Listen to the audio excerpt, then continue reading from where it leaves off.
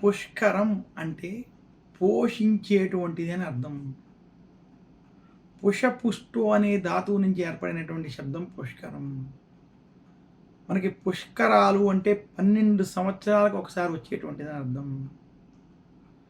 ఏ వ్యక్తి అయితే పుష్కరాల సమయంలో భక్తి శ్రద్ధలతో శాస్త్రబద్ధంగా పుష్కర పుణ్య నదీ స్నానాలు వంటివి ఆచరించడం చేత పుష్కర స్నాన, పుష్కర దాన, పుష్కర జపాలు వంటివి ఆచరించడం చేత పుష్కరాలలో చేసేటువంటి తపస్సు, యజ్ఞ, యాగాది ఫలితాల వలన, పుష్కరాలలో చేసేటువంటి పిండ ప్రదానాలు వంటి వాటి వలన ఉత్తమ ఫలితాలు పొందుతారని శాస్త్రాలు తెలియజేశాయి.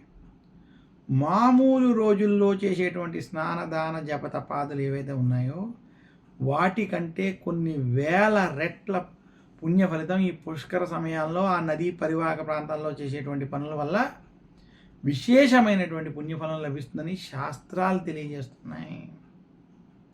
అందుకనే పుష్కరాలకి ఇంతటి ప్రాధాన్యత, ప్రాముఖ్యత వచ్చిందని మనకి శాస్త్రాలు తెలియజేశాయి. ఇక పురాణాల ప్రకారం తుందలీకుడు అనేటువంటి ఒక మహాముని ఉండేటువంటి వారు.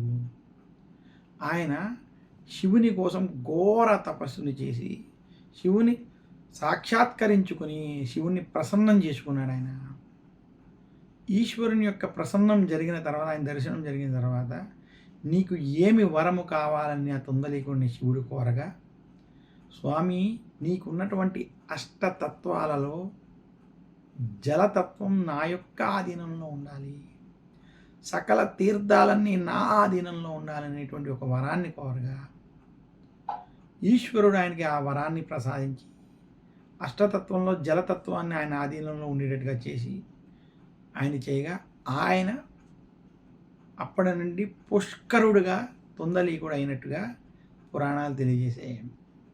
ఇది జరిగిన కొంతకాలానికి బ్రహ్మదేవుడు ఈ సృష్టిని కొనసాగించడం కోసం తీర్థాలు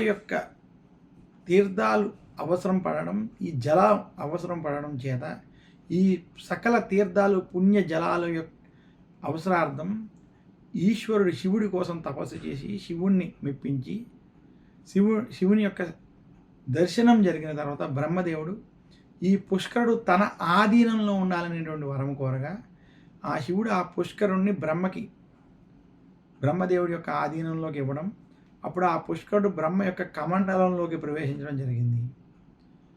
ఇది ఇలా కొంతకాలం జరిగిన తర్వాత మన పురాణాల ప్రకారం ఒకానొక సమయంలో మన బృహస్పతి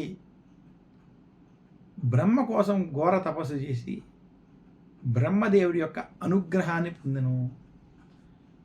బృహస్పతి యొక్క తపస్సుకి మెచ్చినటువంటి బ్రహ్మదేవుడు నీకు ఏమి వరం కావాలి అని కోరగా, బృహస్పతి నాకు ఈ నవగ్రహాలలో నాకు కూడా ఒక గ్రహానికి ఆధిపత్యం కావాలి అని, అలాగే నేను దేవతలకి పూజనీయుడు కావాలని, ఇంకా మూడోది ఈ పుష్కరుడు తన ఆధీనంలో ఉండాలని కోరెను.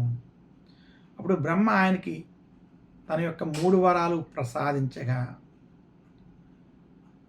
ఆ యొక్క వరాలు విన్నటువంటి పుష్కరుడు ఎప్పుడైతే బ్రహ్మ ఆదేశం ప్రకారం బృహస్పతితో వెళ్ళమని చెప్పగా ఆ పుష్కరుడు నేను శివుడి కోసం తపస్సు చేసి ఈశ్వరుడి దగ్గర ఉన్నాం అనుకున్నప్పుడు ఈశ్వరుడు మీకు అప్పచెప్పారు, అలాంటి నేను బ్రహ్మలోకంలో కానీ శివలోకంలో కానీ ఉంటాను తప్ప నేను బృహస్పతితో మాత్రం వెళ్ళలేను, అందువల్ల దయచేసి నన్ను మీతోటే ఉండనివ్వండి అనేటువంటి నియమాన్ని తన మనసులో ఉన్నటువంటి విషయాన్ని చెప్పగా అప్పుడు బ్రహ్మదేవుడు బృహస్పతి మరియు పుష్కరుడి మధ్య ఒక సంధి కుదిర్చెను. బృహస్పతి ప్రతి సంవత్సరం ఒక రాశి నుండి మరొక రాశికి ప్రవేశించినప్పుడు ఆ ప్రవేశించినటువంటి మొదటి 12 రోజులు అలాగే ఆఖరి 12 రోజులు ఆ యొక్క పుణ్య నదులలో బృహస్పతి, పుష్కరుడు, సకల దేవతలు ఉంటారని, అలాగే ప్రతిరోజు మిట్ట మధ్యాహ్నం 12ంటికి అభిజిత్ ముహూర్త సమయంలో ఏ నదికైతే పుష్కరాలు ఏర్పడుతున్నాయో ఆ సమయంలో కూడా ఒక గడియ సమయం ఇలా పుష్కరుడు బృహస్పతితో కలిసి ఆ యొక్క నదిలో ఉంటాడని, ఆ సమయంలో ఎవరైతే ఆ యొక్క తీర్థాలని సేవిస్తారో, వాటిని పూజిస్తారో, వాటిని ఇక్కడ స్నానం వంటివి చేస్తారో, దాన ధర్మాలు వంటివి ఆచరిస్తారో, వాటికి కలిగేటువంటి ఫలితం చాలా విశేషమైనటువంటి పుణ్యఫలం ఉంటుందని ఆ రకంగా వరం ఇవ్వడం. ఈ సంధికి ఇరువురు బృహస్పతి మరియు పుష్కరుడు ఒప్పుకొని అప్పటి నుండి మనకి ఈ 12 రాశులకి ఒక్కొక్క సంవత్సరం ఒక్కొక్క నదికి పుష్కరాలు ఏర్పడుతున్నట్టుగా మనకి ఈ పురాణం విశేషించి ఈ పురాణ కథ ప్రకారం తెలియజేయబడింది. అందుకనే పుష్కర ప్రాశస్త్యంలో పుష్కరాలకు సంబంధించినటువంటి పురాణ కథలలో ఈ యొక్క కథని విశేషంగా చెప్తారు. ఎవరైతే ఈ పుష్కరాలు జరిగేటువంటి సమయంలో ఈ కథలను వినడం కానీ, ఇలాగ దేవగురు అయినటువంటి బృహస్పతిని, పుష్కరుణ్ణి, బ్రహ్మదేవుణ్ణి విశేషంగా తలుచుకుని పుణ్య నదీ స్నానాలు ఎవరైతే ఆచరిస్తారో వారికి తెలిసి కానీ తెలియక కానీ చేసినటువంటి పాపాలు నశించి కొంత విశేషమైనటువంటి పుణ్యార్చన లభిస్తుందని శాస్త్రాలు తెలియజేస్తున్నాయి. అందువలనే పుష్కరాలకి ఇంతటి ప్రాధాన్యత ఏర్పడింది. ఈ రకంగా మన యొక్క పురాణాల ప్రకారం ఈ పుష్కర వైశిష్ట్యం చెప్పబడింది.